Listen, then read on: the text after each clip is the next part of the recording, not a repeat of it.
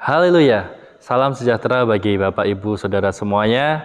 Mengucap syukur hingga hari ini kita masih diberikan kekuatan, kesehatan, itu semua karena kemurahan Tuhan.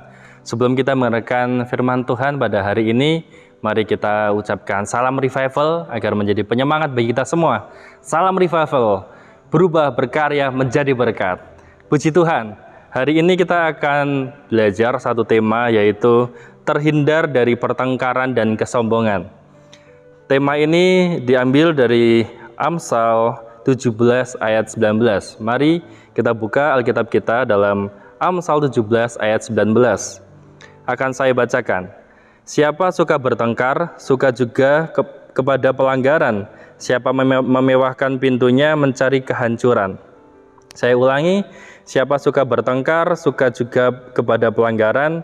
Siapa memewahkan pintunya, mencari kehancuran. Jadi hari ini kita memiliki dua topik besar, yaitu tentang pertengkaran dan kesombongan.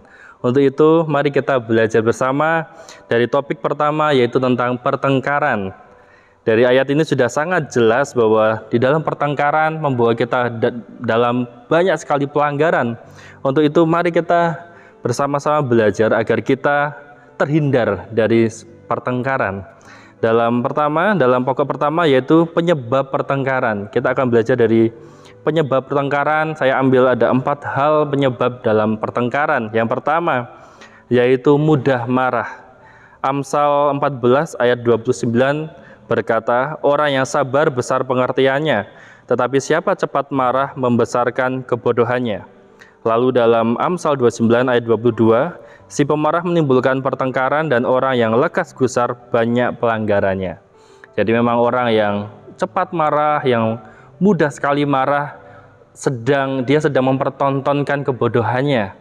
Dia, kalau dengan kata lain, dia sedang mempermalukan dirinya sendiri. Bahkan di dalam Amsal dikatakan di sana dapat banyak sekali pelanggaran. Jadi orang yang sering marah atau mudah marah, dia akan membawa dirinya dalam banyak sekali pertengkaran. Lalu yang kedua, hidup dalam kebencian. Di dalam Amsal 10 ayat 12, kebencian menimbulkan pertengkaran, tetapi kasih menutupi segala pelanggaran. Jadi kebencian adalah awal dari segala sesuatu pertengkaran. Dari marah, yang marah dipendam, didiamkan, akhirnya timbullah kebencian di dalam hati. Dan kebencian ini bisa meledak kapan saja. Dan ini sungguh bahaya bagi anak-anak Tuhan.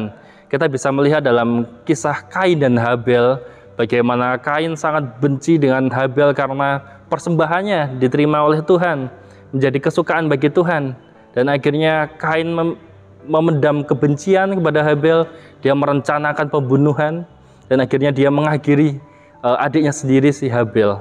Jadi kita bisa melihat bagaimana kebencian ini ketika merusak hati manusia itu sungguh berbahaya, karena dia bisa membunuh, bisa menjatuhkan orang lain. Lalu yang ketiga, mementingkan diri sendiri. Di dalam Amsal 28 ayat yang ke-25 dalam terjemahan BIMK, mementingkan diri sendiri menimbulkan pertengkaran. Engkau lebih beruntung apabila percaya kepada Tuhan. Jadi orang yang mementingkan diri sendiri itu adalah awal dari pertengkaran. Karena ketika kita egois, ketika kita hanya melihat atau mementingkan diri sendiri, maka kita tidak memperdulikan orang lain. Dan itu bisa mendatangkan pertengkaran. Itu sungguh bahaya, karena itu awal dari pertengkaran, yaitu mementingkan diri sendiri.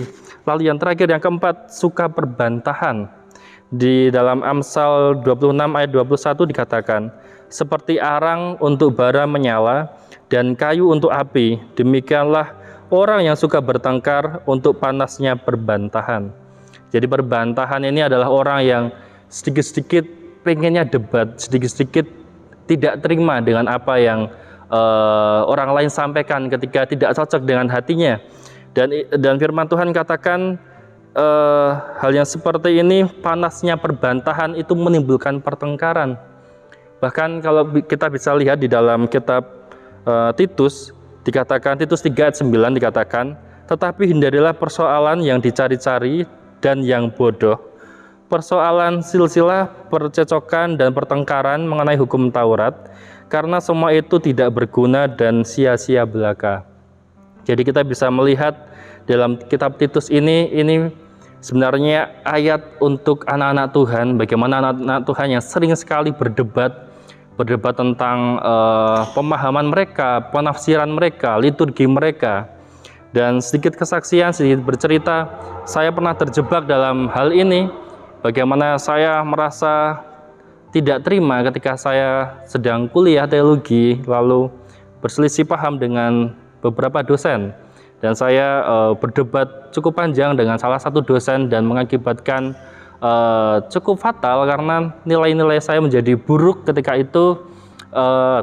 Saya menjadi mahasiswa yang kurang disenangi oleh dosen ketika itu karena saya suka berdebat, karena saya dengan emosi ingin mengalahkan mereka. Bahkan saya mengajak mereka satu persatu untuk mendapatkan doktrin mereka satu persatu. Dan memang setelah saya selesai berdebat dengan beberapa dosen yang ada, saya menyesali perbuatan saya karena itu sungguh sangat-sangat memalukan. Dan kita bisa melihat bahwa firman Tuhan pun mengatakan untuk kita tidak berbantah-bantahan. Bahkan ketika ada berbeda tafsiran, untuk kita menahan diri kita, untuk kita tidak membantah hal itu. Lalu berikutnya, bagaimana agar terhindar dari pertengkaran? Yang pertama, kita bisa mengelola kemarahan kita. Di dalam Efesus 4 ayat 26 sampai ke 27. Apabila kamu menjadi marah, janganlah kamu berbuat dosa. Janganlah matahari terbenam sebelum padam amarahmu, dan jangan beri kesempatan kepada iblis. Jadi supaya kita tidak jatuh dalam dosa, saat kita marah, jangan beri kesempatan kepada iblis. Lalu ayat referensi berikutnya dalam Mazmur 4 ayat yang kelima, biarlah kamu marah tetapi jangan berbuat dosa, berkata-katalah dalam hatimu di tempat tidurmu tetapi tetaplah diam. Jadi firman Tuhan di kitab Mazmur ini sudah sangat jelas. Ketika kita marah, ketika kita sedang emosi, kita diminta untuk berkata-kata dalam hati kita. Tidak perlu untuk diluapkan kepada orang-orang, bahkan dibikin status, ataupun kita mengumbar kemarahan kita ke sana sini. Yang perlu kita lakukan, katakan itu di dalam hati, lalu kita masuk ke dalam kamar dan kita diam hingga kita tenang. Dan itu yang dikatakan oleh kitab Mazmur. Jadi kelolalah kemarahan kita ketika kita sedang emosi, ketika kita sedang marah, kesal terhadap seseorang. Lalu berikutnya, perkataan yang bijaksana. Jadi perkataan yang bijaksana ini sangat penting. Di dalam Amsal 15 ayat 1, jawabannya lemah lembut meredakan kegeraman, tetapi perkataannya pedas membangkitkan marah. Jadi ketika kita sedang marah ataupun orang lain sedang marah ke kita, hendaknya kita memiliki perkataan yang lemah lembut. Karena perkataan kita ini menentukan apa yang akan terjadi nanti.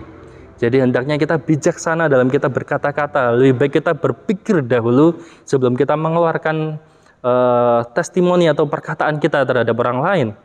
Lalu dan yang ketiga, keluar dari kumpulan pencemooh.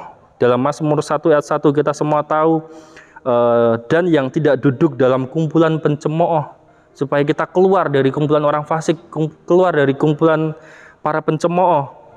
Lalu di dalam Amsal 22 ayat 10, usirlah si pencemooh, maka lenyaplah pertengkaran, dan akan berhentilah perbantahan dan cemooh.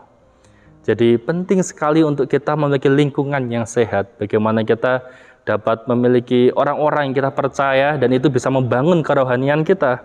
Karena ketika kita ada dalam kumpulan pencemooh, kita sedang ada dalam kebiasaan yang buruk. Lalu bisa kita lihat yang keempat, ambil sikap yang tepat. Di dalam Amsal 17 ayat 14, dalam terjemahan BIMK, memulai pertengkaran adalah seperti membuka jalan air, karena itu undurlah sebelum pertengkaran dimulai.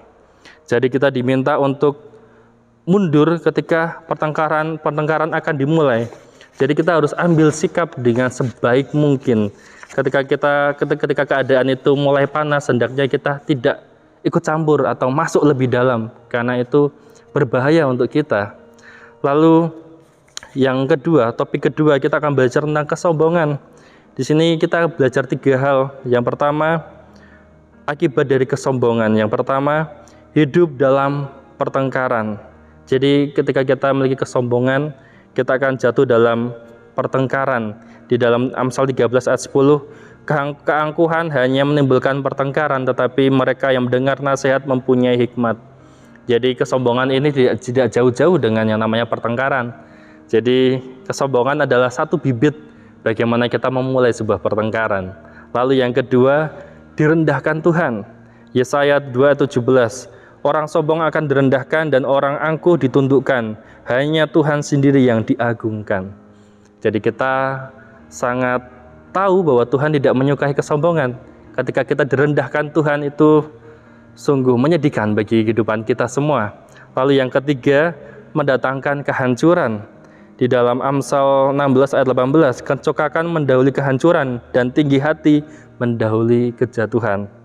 Jadi kencokaan ini mendahului kehancuran.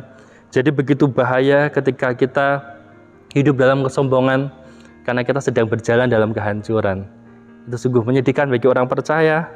Dan kita dapat melihat, dapat belajar yang terakhir 3 kunci agar kita terhindar dari kesombongan. Yang pertama, memahami kapasitas kita. Roma 12 ayat 3 dikatakan dalam terjemahan BMK, Allah sudah memberi anugerah kepada saya, itu sebabnya saya menasihati saudara-saudara semuanya, janganlah merasa diri lebih tinggi dari yang sebenarnya. Hendaknya kalian menilai keadaan dirimu dengan rendah hati, masing-masing menilai dirinya menurut kemampuan yang diberikan Allah kepadanya, oleh karena ia percaya kepada Yesus.